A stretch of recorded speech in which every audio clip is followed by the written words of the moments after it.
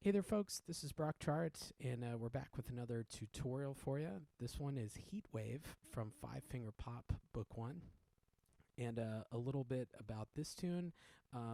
I love Latin pop hits, and it's just very fun and very danceable, and I love the rhythms, very, very rhythmic, and it's just a blast to listen to.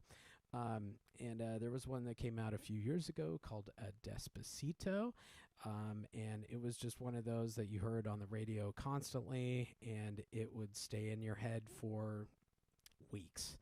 And so, but I love that type of music and that groove, that kind of Latin-inspired groove. And so this is what we got with Heatwave. And so with this one, it's a very groove-oriented tune, and I think it's a great idea to kind of practice the rhythms, even drumming, whether you're drumming left-hand rhythms on your key bed or your music stand or your lap or whatever.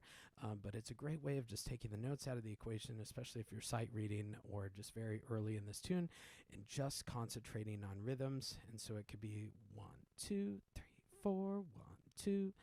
4, 1, 2, 3, 4, 1, 2, 3, 4, 1, 2, 3, 4, 1, 2, 3. Together, left, right. Together, left, right, left, right. So, and I do that with my students all the time. I'm a really big fan of drumming, and I know it seems silly, but I swear it works. It just takes away the notes to where we're just concentrating on the rhythm, especially with a very rhythm-centered tune like this. I think that's always a great idea to start out the tune. Also, you got to watch out for articulation. There's lots and lots of articulations here, a lot of staccato, and every once in a while it'll be a legato marking tied to a staccato. So it'll kind of connect the two. So short, short, long, short, short, long, short, short, long, short, short.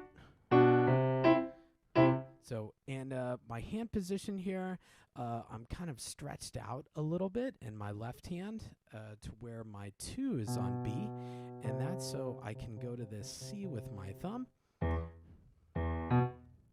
But if you would rather, you could go, 5, 5, 1, and then you can move up to a 2, 1. So that's totally fine.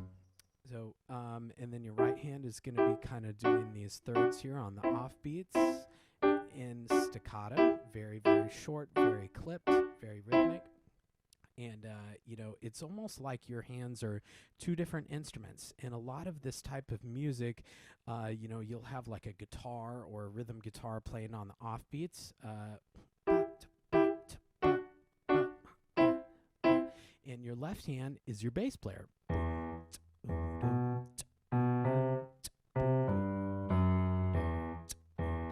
So it's like, when you combine the two, they each have two different roles. Your right hand is your rhythm guitar doing the offbeats, and your left hand is your bass player, kind of just laying down the groove, keeping everybody together with those beat ones.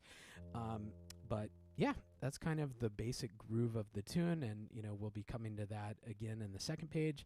But measure 9 is really where the melody starts, I would say. And this is where right hand really takes the spotlight, for instance. It's very similar to the left hand bass line now that I'm kind of looking at it.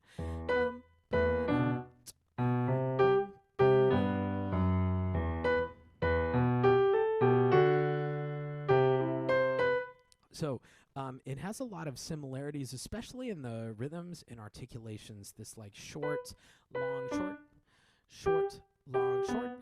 And so, it's very, it's emotive for sure. And so we have this kind of opening sixth to where we're spreading out that right hand a little bit, and that right hand 5 is on B.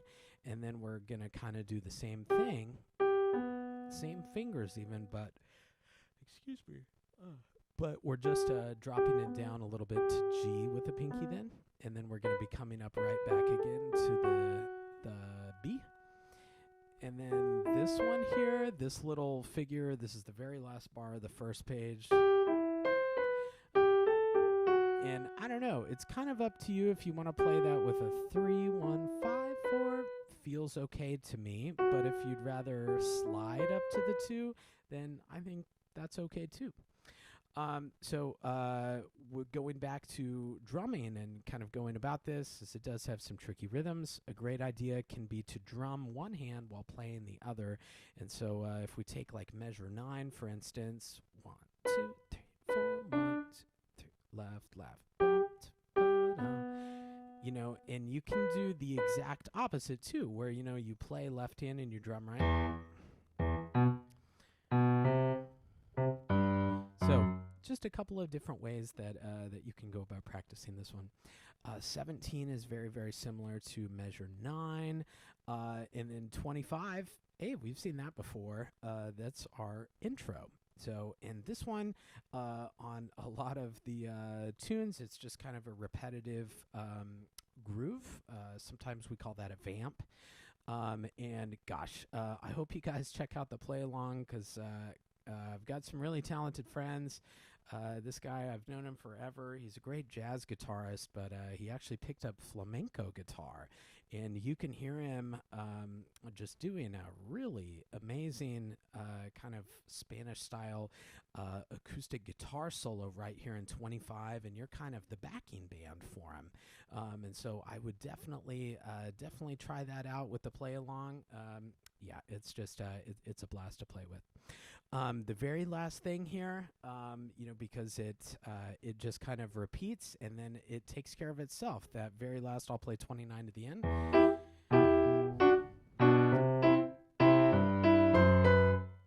So it's supposed to end kind of abruptly, and that's cool. So just make sure that, you know, you're confident going into that, and, you know, because I think confidence is everything. If you're confident about it, you're gonna pull it off. If you're unsure about it, even if you play the right notes and right rhythms, your audience might seem a little unsure. So know ahead of time that it's a little abrupt, and that's the way it's supposed to be. And so I would just, you know, go in with some confidence there for it. And then that's it. So, all right. Well, I think that'll do it for Heatwave, but thank you so much for tuning in, and I hope that you enjoyed the video. So I'll see you in the next one.